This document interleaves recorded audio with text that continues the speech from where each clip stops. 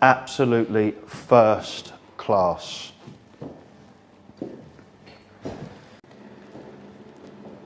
And as you can see, there's a handsome bar down here, which means you don't actually have to leave the fairy tale and go upstairs to visit modernity whilst you're here. You can immerse yourself fully within the fairy tale that is medieval England.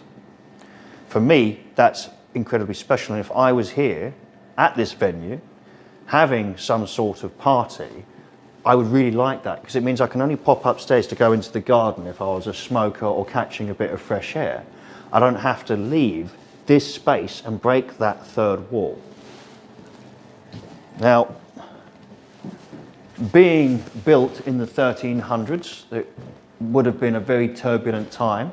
But of course, pretty much most of history, especially in royalty, was incredibly turbulent.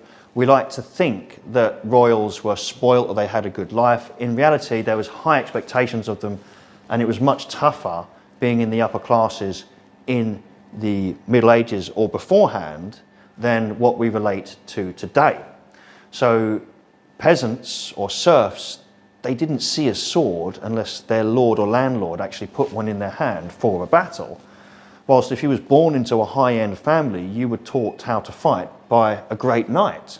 There was great expectations on your back, and if you wasn't fulfilling your task, then your cousin might come along and replace or usurp you.